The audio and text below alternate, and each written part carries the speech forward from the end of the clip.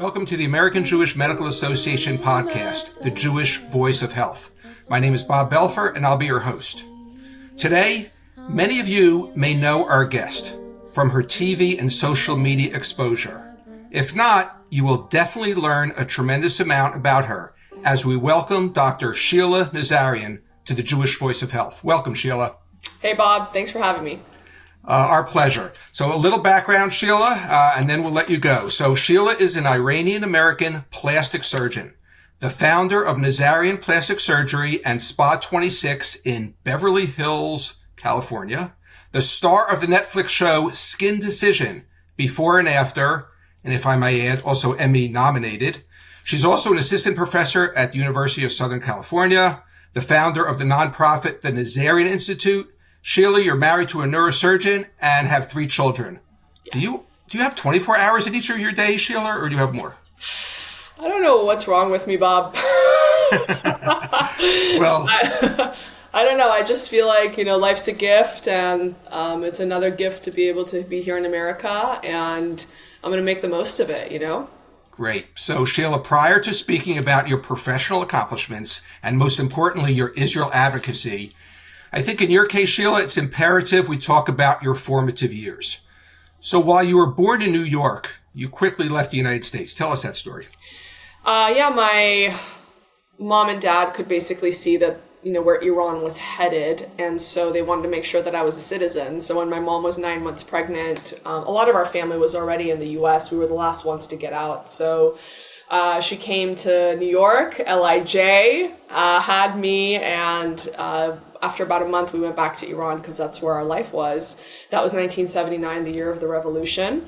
And after that, the Iran-Iraq War started, 1980 to 1985, and bombs were flying in very similar to what we see, coming into Israel. The sirens would go off in the middle of the night. My mom would say, let's go to the window and watch the fireworks, because we had no bomb shelters, so might as well, take the fear out of what was happening and tell us it was fireworks and watch.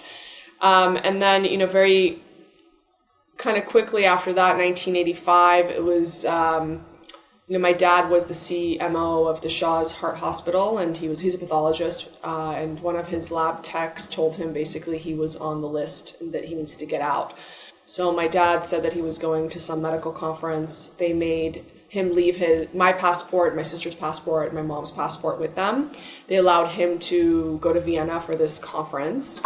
While he was there, he waited for us, and me, my mom, and my sister one day went to the bazaar, and we got into the back of a covered truck. We were kind of in fetal position, puzzle pieced with each other and some strangers.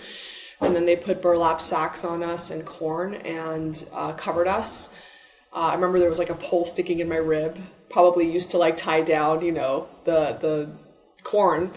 And Sheila, are these stories that your mom told you, or you remember this? I remember it. I mean, I was, 6 years old at the time. By the time we made to America, I was 7. So now I remember the stuff. So she basically told me to be quiet, and, we made our way towards the border of Pakistan. We had a little pit stop at a bathroom, which was basically like a clay shack with a hole in the ground. And that's where my mom told me we were going to America. And I just remember being really excited because we had a lot of bootleg Michael Jackson, Thriller videos. And so I was like, oh, Michael Jackson's in America. And we stayed in the desert one night, and about 2 to 3 in the morning, the border police saw us and they started shooting. And so we all got back on top of our luggage in the back of this pickup truck. And the smugglers just at that point turned on the headlights because we'd been seen, and they chased us through the desert. It's really interesting, Bob, because I was in Dubai a couple years ago, and we went on one of those desert adventures, and the car was doing this, and it kind of triggered that memory. I didn't remember what roller coaster through the desert was that my mom told me we were about to go on. But when I was in Dubai, we went on that desert thing, and the SUVs were doing this. I remember that's exactly what it was like when we were getting out of Iran. And so basically we lost the border police. The smugglers were good drivers, and we stayed in Pakistan for 3 months. I remember it was the first time I actually experienced antisemitism myself. We would go down into the hotel lobby to watch the weddings, and we were there for 3 months. You entertain yourself. We would play backgammon with the other people that were being smuggled, and I remember one of my favorite things to do was when people had the do not disturb signs on their hotel, I would take it off and like switch them around. Like we just like bored with 3 months in a hotel.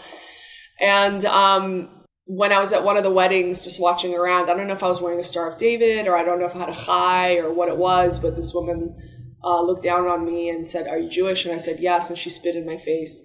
And so that was like the first time that I think I really personally experienced anti-Semitism.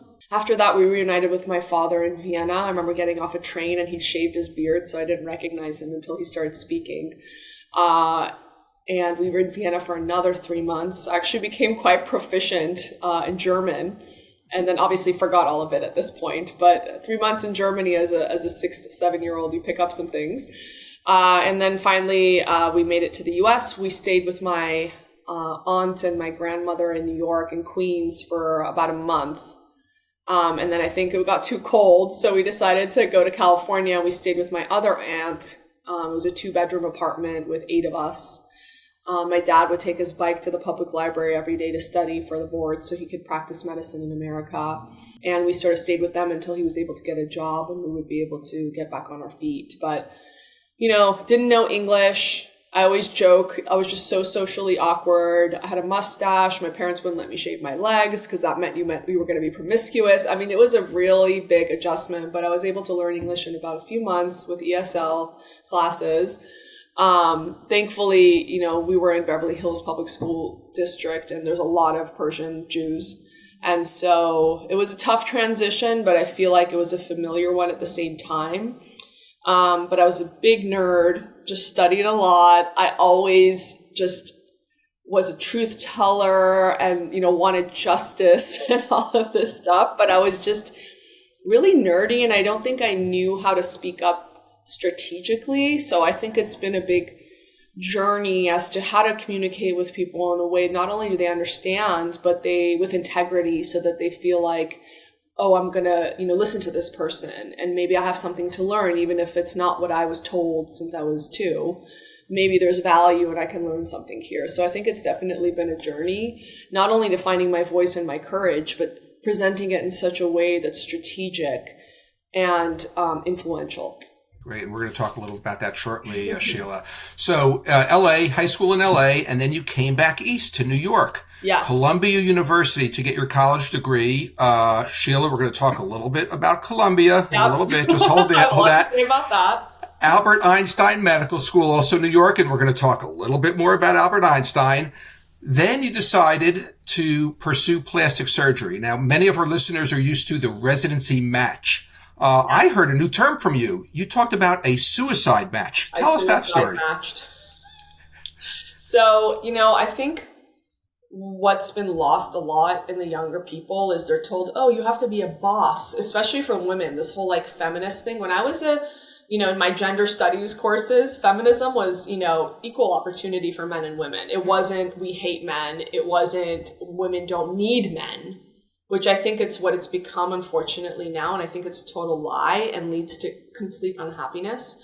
So and as a Persian, the first day of medical school at Albert Einstein, Bob, my dad called me and he said, the most important degree is MRS. So as soon as he knew I was going to become an MD, the first day of med school classes, he made sure I had it in my brain that marriage is important and family is important. That's number one. And, I was super hyper focused on becoming a plastic surgeon, a douchebaggy. If you met me at a party within 30 seconds, you would know that I'm going to become a plastic surgeon. My whole ego, self-worth, everything was riding on becoming a plastic surgeon to the point where it was probably really unhealthy. And something happened that really checked me. Many things checked me, but one of the plastic surgeons that was at Kaiser got in a car accident and she couldn't operate anymore. So she crawled up the stairs, got in her bathtub and slit her wrists. And the crazy thing for me was I could relate to why she would do that. And I was like, I need therapy or something. This isn't healthy. I shouldn't have all my eggs in this basket like this woman did. Whereas if you can't operate, you have nothing to contribute, no self-worth. And so, I did meet with a therapist. He stayed for me Wednesdays, 9 p.m. during my chief year in residency to really show me, you are your core values. You are not your job. You are not any one of your other sub-identities, mom, friend, sister, wife, like all of those are sub-identities, but you are your core values. And I think it really clicked for me that not only am I multifactorial, because in surgical residency, as anyone knows, they say we gave you the honor of training you. You're not allowed to have other interests. You're not allowed to do other contributions. You need to go die with a scalpel in your hand because we accepted you and we took the time to train you. And so I think that when I came out with like social media and I came out with my skincare line, or I came out with a nonprofit, or I went to business school, or I did other things, I got a lot of pushback from my colleagues. People were like, when I did social media, for example, it's a visual platform. So I was like, I'm going to do some fashion on there. I'm going to do some, organizing my house and stick it on there, before and after, like organization of my house. And my colleagues were like, oh, she doesn't even upgrade anymore. She just posts pretty pictures and gowns, but 10 years later, they're like, can you teach us how to do that? So I think there was a lot of pushback from my colleagues and like kind of how I did things. But I knew what it would take. I knew what differentiated me from the 31 other plastic surgeons in my building, not in Beverly Hills, in my building. So I think that was a really like big, defining moment. Is like my whole life, I've kind of just been doing things maybe at the head of the spear, but you get the most, wind at the head rather than at the tail. And so I've kind of gotten really accustomed to that. And I think that pushback and hate, I've really learned to kind of filter feedback. So, filtering feedback, like if this person wants to see me succeed, but not more than them, do I care what they think? Or is this person like waiting for me to just like fall flat or make a mistake? Do I care what that person thinks about me? So like, who do you care where the feedback comes from? Who do you value their honest feedback? Does this person love me? Is this person vested in my success? Like those are the people. But I think it really trains you, all of these things, to be able to take hate from, people who hate Israel. Or to be able to take the hate from people who are like, you're so courageous. And I'm like, no, like I've been trained for this. I escaped bullets. My mom passed away when I was 16. I survived surgical residency, pregnant 3 times. All the stuff. I was built for this. But getting back to the suicide match. So I knew from a very early on that success without fulfillment is failure. I learned that. And so for me, a fulfilled life was a family. And so I met my husband 3 months before the rank list was due. Okay. And we went out on 8 dates in the first 10 days. I met his parents after a week. He met my dad after 2 weeks. And, he basically had just finished 14 years away at UC Davis for medical school and neurosurgery. And he said, we want a family. We have to be next to our parents. We need help. You're going to be a resident. I'm building my practice. You can't just rank everywhere that you interviewed. So basically this was like an argument between us back and forth. I was like asking my dad, what do I do? And he's like, I'm not going to tell you what to do, but you're never going to meet a guy like this ever again. Or, I was at a bachelorette party and there's like a stripper in the other room and me and this other girl are sitting and she's telling me about how her boyfriend asked her to couples match. And she wanted to do a surgical specialty, and her husband, her boyfriend at the time was like, let's couples match. And she was like, no, you're going to hold me back. So she broke up with him and ended up not matching. And so these were all like little signs from God, like, pick the guy. Like, your career will always be there. You'll do something. I knew plastic surgery, there's no second chances, right? I can't like not rank places I interviewed and then expect to get a second interview. Like, I knew it was kind of like, this is it. But I also knew I might not match. There's no guarantee that you're going to match into plastic surgery. There's like 75 spots in the whole country at the time. Whereas internal medicine, there might be 75 spots in one hospital, right? So I decided 2 days before the rank list, he kind of gave me an ultimatum. He's like, either you only rank USC in LA and we get engaged tonight, or you rank everywhere and we don't get engaged, and see what happens. And so I basically was like crying. I clicked USC plastic surgery. That was the only place I ended up ranking. And he'd canceled the violin player at dinner because he didn't think I was going to say, yes to that. Because again, I just met him 3 months ago. Like your whole life, you're like training for one thing. And then you meet this guy 3 months before you have to make a decision. So So basically I cried at the thing. We got engaged. His parents were like, "Oh, it happened?" Like he shouldn't, like, his parents, I don't think, didn't think that I was going to go for it either. And then, you find out if you matched on a Monday, and you find out where you matched on a Thursday, right? So on a Monday, I'm going up to my dorm room at Albert Einstein to get on the computer and see if I matched, because if I matched, I know where I matched because I only ranked one place. And the dean of the medical school calls me. And the only reason he would call you is if you didn't match, and he would scramble you into a program. So I collapsed to the floor, my backpack, right outside the base of my dorm. And then I was like, "Oh, Dr. David, I didn't match." And he's like, "Well, you ranked into a 1-year prelim spot, but the prelim code was the code for plastic surgery at USC. I don't know why it was a prelim code." But I'm like, "No, I got it. That's the code." He's like, "I'm so confused." I'm like, "No, that I matched. That's the code." And it was like the best match like Albert Einstein had ever had. It's like legend. So I ended up matching. My husband was doing an aneurysm clipping surgery. He's like, "Do not call me." I called him, of course, and the nurse is holding the phone to his head. And I was like, I matched. And he's like, "Very well, thank you," as he's like clipping a brain aneurysm. And then I made him re-propose. I made him fly to New York, and then I made him have like our happy proposal where he re-proposed. And so that was a year of the match in life and the match professionally, I call it. So thank God it worked out. I never heard of someone listing one place, but the reasons that you did are unbelievable. Things worked out. And but I have to say, Bob, like they always say, "Oh, I would definitely choose family over my work." People say that, but like how many times are you actually put in the position where you have to choose between family and work? And this is the ultimate, like literally my entire life I've been training for plastic surgery, and I was willing to give it up for family because that's how important family is.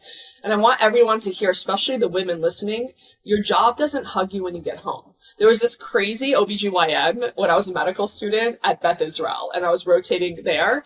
She was nuts. Like, she was just like super hyper and like not kind of cold, But I was sitting next to her on this shuttle bus between hospitals. I don't know why I was sitting next to her. And she told me, like, a job eventually becomes just a job, Sheila. Job will not replace your kids. It will not replace your family. I know you're so, like, doe-eyed and puppy dog-eyed about becoming a plastic surgeon. She's like, trust me, eventually it'll just be another job. And so she's like, get your personal life in order. And I think that was, like, the best advice I want everyone to hear listening to this podcast. Your job does not hug you when you get home. It is not a legacy. Your children are the biggest legacy. What are you going to do? Go out and make all this money, and then what are you going to do with it? Mm-hmm. Great. Take us fast forward a little bit, Sheila. So today, what's a typical day like for Dr. Sheila Nazarian? Oh my God. I know there's never a typical day, so. I'm up at 6 every day. I think that's just like me sleeping in from waking up at 4 every day for residency for 8 years. Even if I'm on vacation, it doesn't matter the time zone, I wake up at 6. I don't know. It's like psycho. So I wake up at 6. I usually am on my Instagram and Twitter, just seeing kind of like what's new and what's happening in politics and, in Israel and in local situation. Then I drink a Premier Protein like 900 times a day, 30 grams of protein. Got to get that food in. And then it depends. Like if it's a Monday, I'll come to clinic. Sometimes I'll drive my kids to school first and then drive to clinic. They're in carpool now, so it's a little different. Do clinic, and then at night, it's either go home and be with my kids, go on Fox News, or go to like a fundraiser or something like that. Tuesdays, I'm in surgery. Wednesdays, I do virtual consults. Thursdays, it's usually like podcasts and interviews and meetings, kind of getting my brain. And that's another really good lesson, I feel like, that I learned in business school. You have to set aside time to think. You have to set aside time to plan and be strategic. Otherwise, you're just a hamster in a wheel and you're going to get burned out. So you have to think. And then Fridays, I'm in surgery as well. Usually Shabbat dinner with the family at someone's house. Very rare that I will host, but we're usually somewhere. And then Saturday and Sunday is strictly for the kids. Every Sunday morning, I get a 1.5 hour like deep tissue massage just to be able to like function, because surgery is a physical sport. And then it's, driving my kids to their sports, or, just kids and bar mitzvahs usually like 1 to 3 a night on Saturday and Sunday. Wow. Now, you also use the term delegate, and you learned to delegate sort of mid-professional career. How did that help you? So it was very hard for me to delegate because I just felt like I knew it was done. I knew it was done the way I wanted it in the beginning, but there's no way for me to be doing so many things all at once without delegating. But that doesn't mean that I don't keep track of what I've delegated. And I think that's the mistake a lot of people make is they'll delegate and take it off their to-do list. But it's like, no, you delegated. That means you put it on your to-do list 1, 3, 5, or 7 days later to make sure it got done. Just because you sent it off in an email in the ether doesn't mean it was received or done. So I think it's you still have to be very organized in order to delegate. And the other thing too is, people that you delegate things to, they should share their to-do list with you. So you know it went on their to-do list, whether it's an immediate 1 week out, 1 month out to-do list. So it really is a lot of communication. It's a lot of keeping track of the outstanding projects. And I like to keep things on a paper folder. And I'll show you, this is like a typical Monday through Wednesday.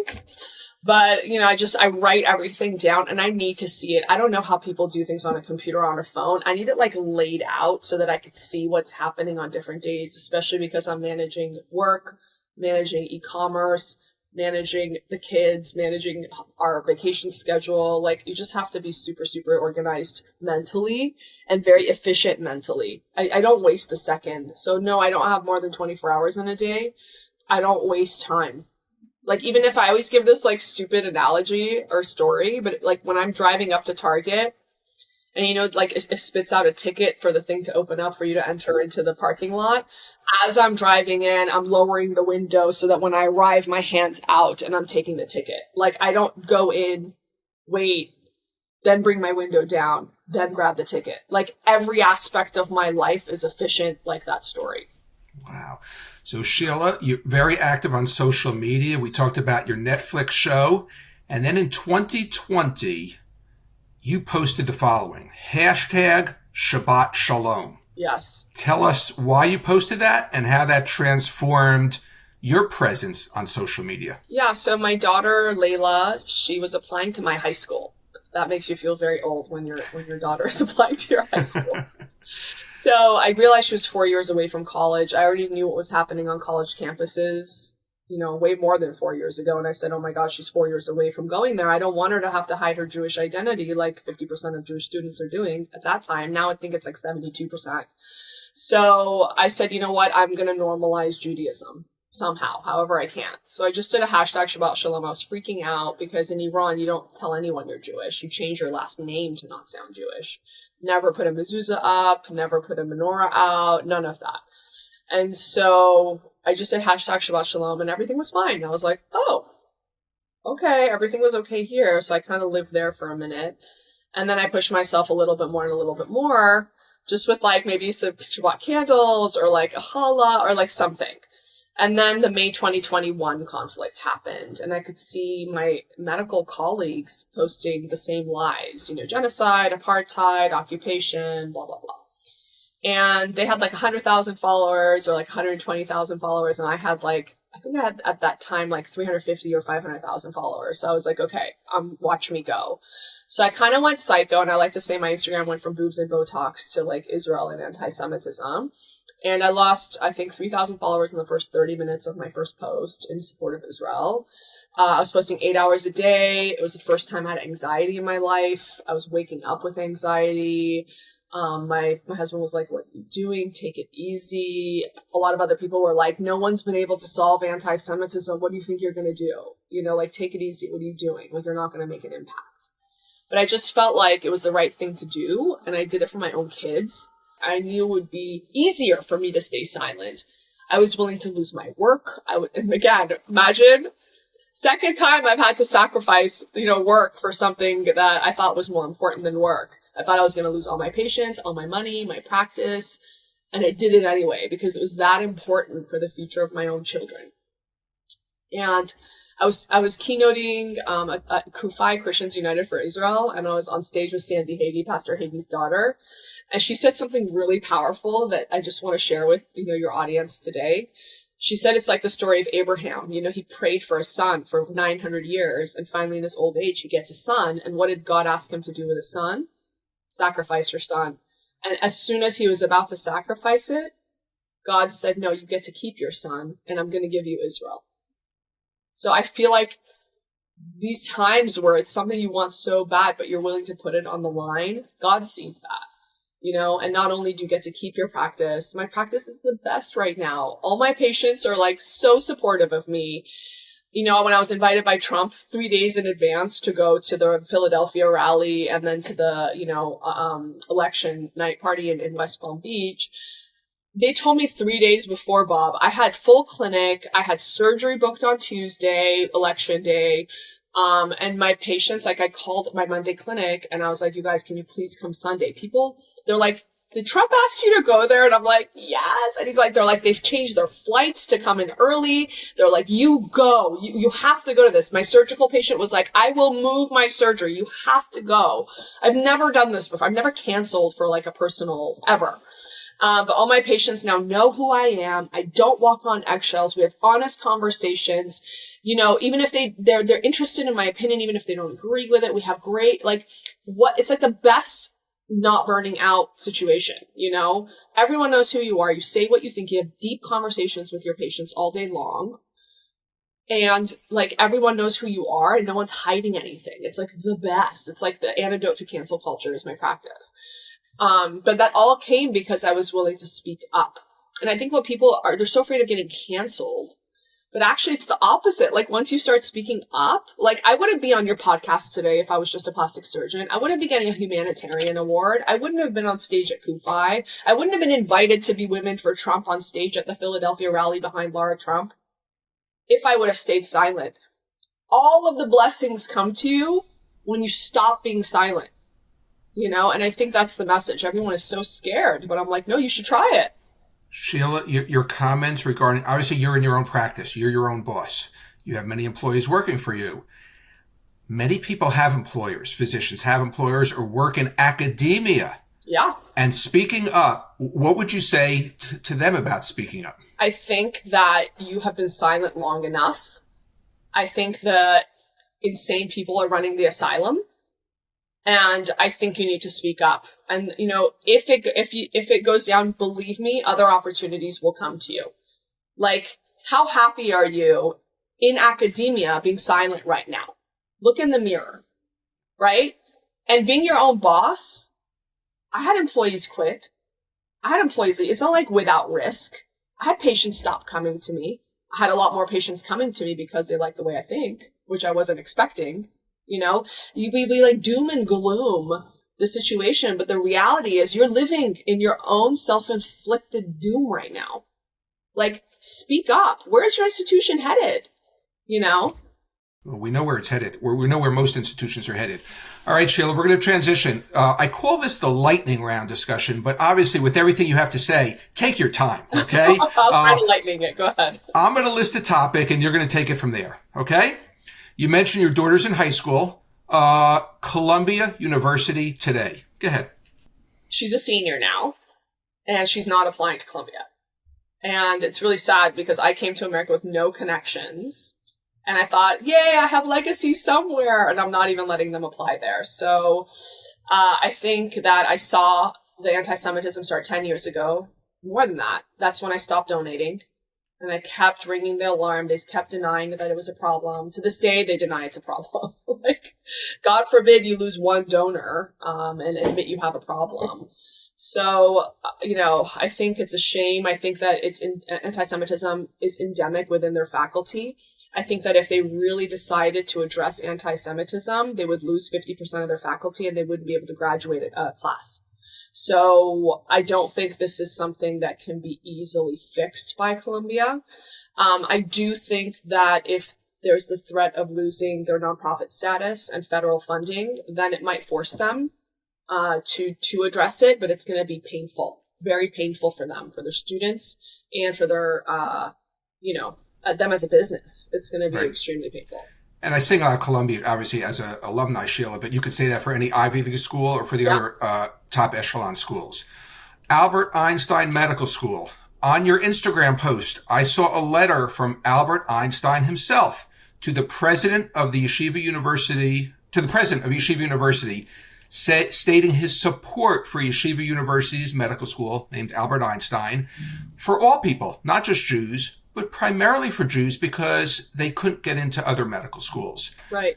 Sheila, you're in Southern California, USC. I know some UCLA numbers. 600 medical students. I believe 5 of them are Jewish. Yes. Talk about, do we need to go back to a Albert Einstein medical school a school that is only going to accept more and more Jews since we are not being admitted to UCLA, a prestigious school where 20 to 25% of the applicants were Jewish at one point. Yeah, I think that's a last resort. And, Albert Einstein, I think, the medical school is the only place Einstein gave his name to. I think it's the only institution he did because they weren't letting Jews into medical schools. I think that the first thing that we do is change DEI, because this all comes from, the number of Jews should reflect the percentage of the population of Jews in America. And it's 2%. So they're like, okay, well, 2% of our class is going to be Jewish. So I've actually come up with a solution, and trying to write a book right now. It's with the publishers.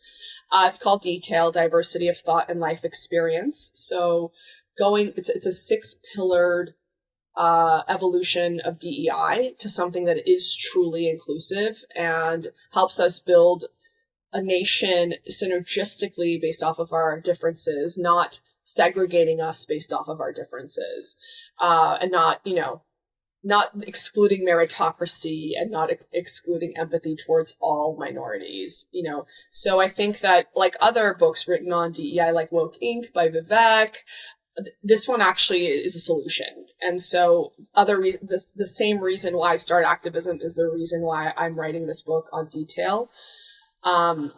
Because it's for my own kids. I don't want them going to a school that has a diversity statement that calls Jews oppressors.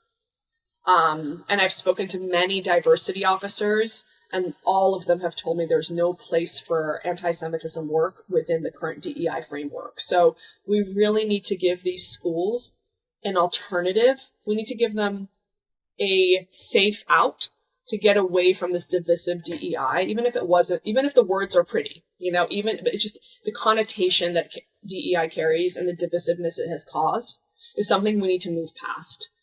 All right, let's switch. Iran, the name Masih Alinejad. I may be pronouncing that wrong. I believe you hosted her out in California. Yeah, she was here for an event for the Persian-American Women's Tell our audience who she is, Sheila. Yeah, so Masih Alinejad is an Iranian activist. She has the flower in her hair, if you've seen it, a picture of her before. But she basically wanted to make hijab not mandatory, right? So you can wear your hair however you want.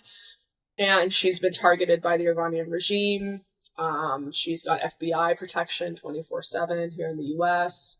And so she was, brought by the Persian-American Women's Conference, and I hosted like the pre-event at my home. And, I told her, I've never lived in Israel. And when, people started attacking Israel, I was posting 8 hours a day in support and in defense of Israel. I lived in Iran. When stuff started happening to the women in Iran, I hesitated. And the reason why I hesitated is because when they came after the Jews in Iran, no one protected us. No one stood up for us. So I was kind of like, you brought this on yourself. What did you think was going to happen? Which honestly is a lot of the times when I look at Europe right now, or when we look at what happened in Montreal, or we look at what happened in Amsterdam, you let all these people in who don't want to assimilate. They want to bring their own rules and religion on you. What do you expect is going to happen?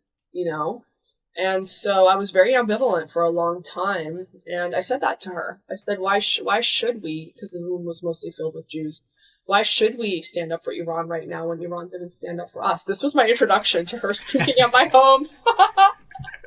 So she was like, oh, whoa. Where's my coach? Where's my coach, Sheila? Yeah, exactly. No, she got up and she said, you know what, you're right. When they came for the Jews, we said we're not Jewish, so why should we care? When they came for the Baha'is, we said we're not Baha'i, so why should we care? But when they started attacking Iranian women, we said we are all Iranian women, we should care. And so I think there's a lesson there for the rest of the world. when they come for the Jews, you need to listen, and you need to care. Sheila, October 1st, 2024, a year into the war, pretty much, Iran fired over 200 ballistic missiles. I remember watching Fox, CNN, and seeing that map of Israel. Remember, in the north, we used to see those red flags, whatever. The whole country was covered by red. What was going through your mind, Sheila? Honestly, the first thing I thought was this is kind of the chance for Israel to overthrow that regime. That's the first thought that I had. But there has to be the will of the people, not just in Iran, but in America. And I think that a lot of people are traumatized by what happened in Iraq with Saddam Hussein, and it became worse, It's like, but I don't think Iran is Iraq. I think Iran is ready for a democracy. And I don't think Iraq was ready for a democracy. And I think that was kind of a naivete and narcissism of America, thinking everybody wants to be like us, when that's just not true. So I think that was my first thought at the time. Do I think it's going to happen? I don't know. A few weeks later, Israeli Prime Minister Bibi Netanyahu spoke, quote, directly to the Iranian people. He talked about the cost of those 200 missiles, $2.3 billion for that attack. And he said to the people, that money could be food for you, could be education for you. What do you know about the Iranian people today? Is that possible? I don't live in Iran, obviously, and I'm not in direct contact with anyone from Iran. And I hear that a lot of them have become atheist. I hear that 20% Christianity is increasing by 20% per year, as, people convert. But I don't know if I actually went into Iran and asked people, are you pro, Palestine, or are you pro-Israel? Bob, do you think they would say they're pro-Israel? Or do you think they would say, we want Israel to come help us, but we're pro-Palestine? Like, I don't know. I don't know what they would say. I would, hope that because I know that they come out and they protest with Israeli flags, next to American flags, next to Iranian flags, but I don't know if that's the majority. Like, I don't know if I would go into Iran and I would ask hide myself, or like, they don't know who I am. And I would say, are you pro-Palestine or are you pro-Israel? I don't know what they would answer. So I don't know. I know they don't want this regime, the majority of them, right. But I don't know if they're as pro-Israel as like the social media is reflecting. I don't know. Sure. Maybe they are. I don't know. Right. Many experts talk about the path to peace. I've heard you use the term life versus martyrdom. Yes. The AJMA, obviously, Sheila, we know, is a nonpartisan organization, but we can talk facts. And obviously, we know Donald Trump won the most recent election. And let's just talk about some of the people he appointed to his cabinet or to his inner circle, and sort of comment about how that impacts Israel. Marco Rubio, Mike Huckabee, Elise Stefanik, Steve Witkoff, and actually Jared Kushner, although he won't have a specific position, is going to be involved, obviously, extending, hopefully, the Abraham Accords, things like that. So, optimistic. Your thoughts? Optimistic. I'm like floating. I don't even walk around anymore. I float around. I think, and it's so funny too. Did you see that article come out like a couple days ago out of one of these like very progressive publications that was like, this is the least pro-Israel cabinet we've ever seen. I mean, it's just like literal lies are being published at this point. Like, what is the point of the news anymore, right? These like legacy media organizations. Certain ones excluded, of course. But no, so I think that it is the most pro-Israel cabinet ever. Every person I know in my, whether it's online or in my immediate family or, in my social circles, is thrilled. We're over the moon. I think even before inauguration day, the world, it feels like, is kind of healing and correcting itself. And he's not even in office yet. So I can't wait. I always say January 20th cannot come soon enough. Awesome. Sheila, final words. We have many members of the American Jewish Medical Association, especially trainees in the fields of medicine, nursing, allied health. Give them a message from Dr. Sheila Nazarian. I would say keep your moral compass clear. Don't be afraid to speak up when you think you can make things better. only care about people's opinions who you know want to see you succeed and are not waiting for you to fail. You cannot be canceled unless you cancel yourself. So keep talking and speak saying the truth. There is no your truth. There's one truth, and there's your feelings about the truth, but there's not multiple truths. And your job does not hug you when you get home. So make sure that your social life is on pace with your professional life. Those are beautiful words and comments, Sheila. On behalf of the American Jewish Medical Association podcast audience, I want to thank you for sharing your wisdom and expertise with our audience. Thank you, Sheila. Thank you so much.